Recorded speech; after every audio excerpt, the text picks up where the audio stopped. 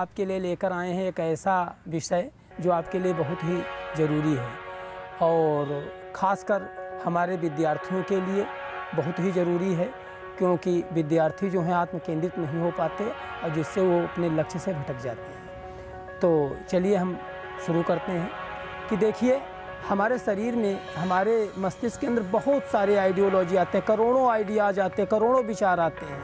तो उसमें कुछ विचार डिस्ट्रक्टिव होते हैं, कुछ कंस्ट्रक्टिव होते हैं, कुछ विचार सकारात्मक होते हैं जो हमें सही दिशा में ले जाते हैं, कुछ विचार ऐसे हैं जो नकारात्मक होते हैं। तो हम इनका कैसे डिफरेंस लें, कैसे हम इनमें अंतर देखें कि कौन से सकारात्मक विचार हैं, कौन से नकारात्मक विचार हैं। देखिए, आपका विचार जो हो, आप ये सोचिए कि ये विचार क्या हमारे लिए हितकर है, क्या ये समाज के लिए हितकर है, क्या इससे सबका हित होगा, क्या इससे किसी की भावनाओं को ठेस तो नहीं पहुंचेगी।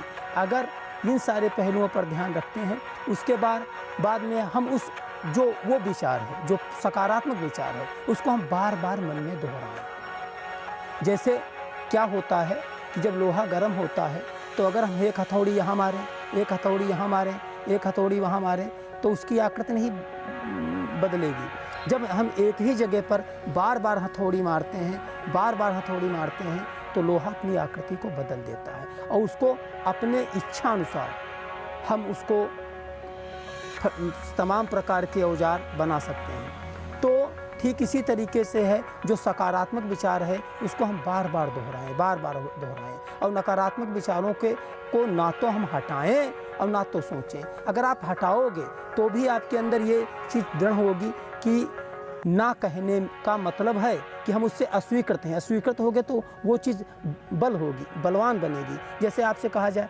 कि कल आपको अंडे का विचार नहीं रखना है, अंडे का विचार नहीं रखना है, तो भी अंडे का विचार हो रहा है ना।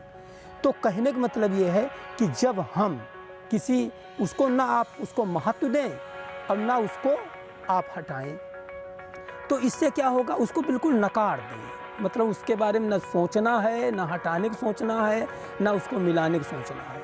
तो इस तरीके से सकारात्मक जो आइडियोलॉजी है उसको बार बार सोचें। तो इससे क्या होगा कि वो विचार हमारे अंदर दृढ़ हो जाएगा, दृढ़ता आ जाएगी। अब ज़रूरत इस चीज़ की है कि हम उन आइडियोलॉजी को सही करने के लिए, अगर आपके शरीर में दर्द होता हो तो आप सकारात्मक अच्छी बातें नहीं सोच पाओगे। तो इसके लिए ज़रूरी है हमें अपने स्वास्थ्य को ठीक रखना। तो हम इसके विषय में बताना चाहते हैं, जो हमारा टॉपिक है कि मानव स्वास्थ्य कैसे ठीक रहे। तो इसके लिए देखिए, हमारे शरीर के अंदर लगभग 6 खरब कोशिकाएँ हैं, 6 खरब कोशिकाएँ। और ये कोशिकाएँ जो हैं खरबों की संख्याओं में हैं। तो ये कोशिकाओं को, हर कोशिका को ऑक्सीजन चाहिए। होता यह है कि जिस कोशिका को न्यूट्रिएंट्स नहीं मिलते, हवा नहीं मिलती, वो कोशिका, वो टिश्यू डैमेज हो जाता है। तो अगर हमारी सारी सेल्स को, जो हमारे अंदर खरबों अरबों खरबों कोशिकाएं हैं, अगर सबको ऑक्सीजन मिलता रहे, न्यूट्रिएंट मिलता रहे, तो सारी कोशिकाएं स्वस्थ रहेंगी। अब उनको हम कैसे ऑक्सीजन सप्लाई करें, कैसे ऑक्सीजन सप्लाई करें? तो ऑक्सीजन सप्लाई करने के लिए कुछ लोग हैं। कैसे? जैसे हम सुबह मॉर्निंग में उठें, जो ब्रह्म मुहूर्त होता है उसमें ऑक्सीजन का कंसंट्रेशन नेचर में ज़्यादा होता है। हम ब्रह्म मुहूर्त में उठें, थोड़ा सा चलें, टहलें फिरें।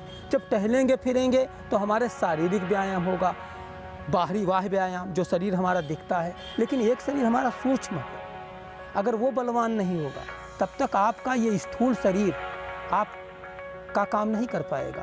क्योंकि स्थूल शरीर को चलाने के लिए हमारे जो सूक्ष्म विचार हैं वो स्थूल शरीर को चलाते हैं। जैसे हमारे अंदर सूक्ष्म विचार आया कि हम खाना खाएंगे, या हमको ये करना है, हमको वहाँ जाना है, तीर्थ यात्रा जाना है, तो हम क्या करते हैं, वो सूक्ष्म विचार हमारे स्थूल शरीर को चला रहे हैं। तो हमारे सूक्ष्म विचार जो हैं कैसे स्थित हों और कैसे हम उसको सही करें, तो इसके लिए ज़रूरी है हम प्राणायाम करें।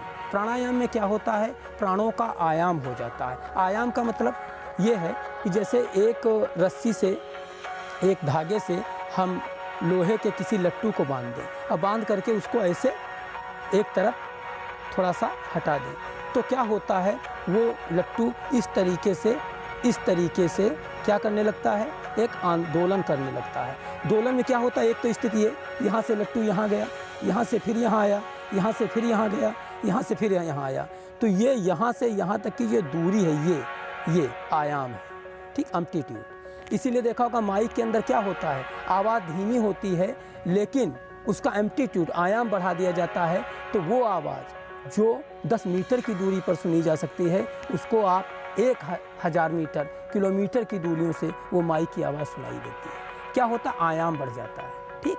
तो अगर हम प्राणों का आयाम बढ़ा दें तो हमारे शरीर के अंदर जितने भी रोग हैं ठीक हो जाएंगे। क्यों?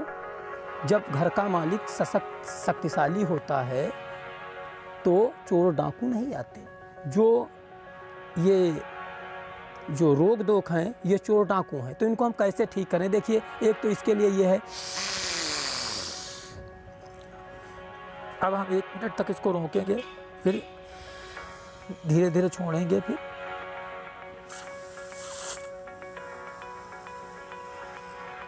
फिर यहाँ से धीरे धीरे हवा लेंगे, फिर रोकेंगे, फिर धीरे धीरे। तो ऐसे क्या होगा, जब हम अचानक हवा जब शरीर के अंदर लेंगे तो हमारे शरीर को बहुत सारी हवा के अंदर जो ऑक्सीजन है वो हमारे शरीर को जाएगी, और जब हम उसको रोक लेंगे तो हमारी जितनी भी सेल्स हैं वो सारी सेल्स को ऑक्सीजन सप्लाई हो जाएगी। ऑक्सीजन सप्लाई किससे होगी? हवा, ब्लड के माध्यम से ब्लड भागेगा सारी सेल्स के अंदर, तो उसमें मिली हुई जो हवा है, ऑक्सी हीमोग्लोबिन, जो हीमोग्लोबिन के अंदर जो रंगा पिगमेंट है ब्लड के अंदर, उसके ऑक्सीजन मिल करके वो सारी सेल्स के अंदर जाएगी। तो सारी सेल्स को जब हवा मिलेगी तो सारी सेल्स को नेचुरल है कि ऑक्सीजन के साथ साथ एनर्जी भी मिलेगी, न्यूट्रिएंट्स भी मिलेंगे, क्योंकि हवा जाएगी तो आपकी ब्लड के माध्यम से, और ब्लड में न्यूट्रिएंट्स भी घुले होते हैं और ब्लड के अंदर ऑक्सीजन भी घुली होती है। तो सबसे पहले हमारी सारी सेल्स को जब ऑक्सीजन मिलेगी तो कोई सेल और कोई टिश्यू हमारे शरीर के अंदर इनएक्टिव नहीं होगा, सारी सेल्स एक्टिव हो जाएंगी, और जब सारी सेल्स एक्टिव होंगी तो हमारे शरीर में कोई रोग नहीं होगा। तो एक तो बात ये है। दूसरी चीज़ है, कभी कभी हम अपने रिदम को ठीक करें। दूसरी चीज़, जो हमारे टॉक्सिक एजेंट हैं, जो एक्सक्रीटरी प्रोडक्ट हैं, urea, uric acid, carbon dioxide, तो ये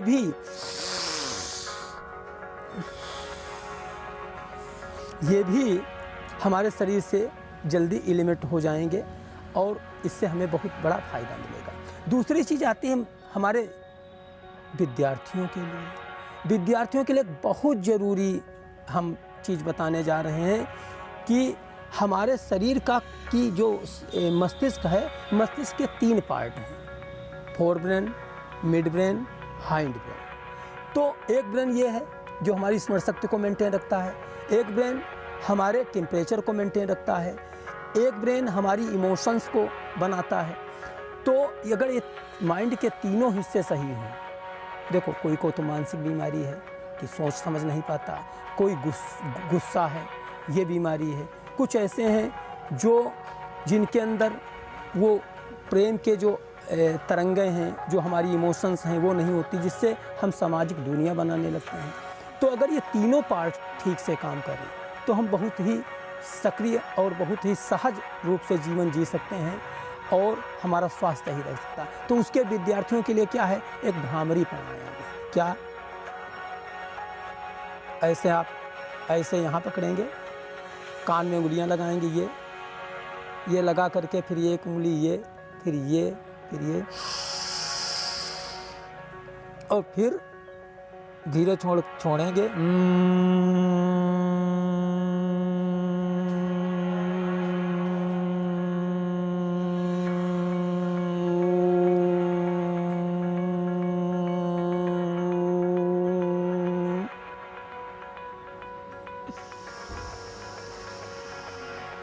फिर इस नथुने से लेंगे हवा, फिर रोकेंगे, फिर तो इससे क्या होगा कि हमारे शरीर के सब हिस्से में जितने हिस्से हैं, fore brain, mid brain, hind brain, इनको समान रूप से ऑक्सीजन सप्लाई होगी, समान रूप से ब्लड सप्लाई होगा, समान रूप से न्यूट्रिएंट्स सप्लाई होंगे। तो इससे क्या होगा, हमारा मस्तिष्क सही रहेगा, और जब स्वस्थ मस्तिष्क रहेगा, शरीर ऑटोमेटिक स्वस्थ रहेगा। आप जानते हैं कि हमारा हार्मोनल सिस्टम ऐसा है जो इमोशंस पर ही आधारित है। जब हम खुश होते हैं तो हमारे यहाँ पर, हम ध्यान की अवस्था में जब होते हैं तो हमारे मस्तिष्क के अंदर डोपामाइन नाम का रसायन बनता है। अब ये डोपामाइन रसायन क्या है? हैप्पीनेस। ये अंदर प्रसन्नता पैदा करता है, खुशहाली पैदा करता है। इसी तरीके से देखा होगा, जब हम कभी गुस्सा में होते हैं तो हमारे शरीर के अंदर एक हार्मोन्स बन जाता है। कौन सा हार्मोन? Adrenaline hormones. ठीक, तो हमारा शरीर क्या है? एक हार्मोनल सिस्टम में है। तो जब हम इस तरीके से प्राणायाम करते हैं तो हमारे शरीर का हार्मोनल सिस्टम सही हो जाता है। और हम जानते हैं हार्मोनल सिस्टम अगर ठीक से काम ना करे, अगर इंसुलिन हार्मोन ठीक से काम ना करे आपकी, तो क्या होगा? आपका पेनक्रियास ठीक से काम ना करे तो क्या होगा? आप डायबिटिक मरीज हो जाएंगे। आपको एड्रेनलिन ज़्यादा बनने लगे, आप हिंसक हो जाएंगे, क्रोधी हो जाएंगे। आपके अंदर डोपामाइन न बने तो आपको डिप्रेशन हो जाएगा। और डिप्रेशन में बहुत सारे लोग, यहाँ तक है कि लोग सुसाइड तक कर लेते हैं।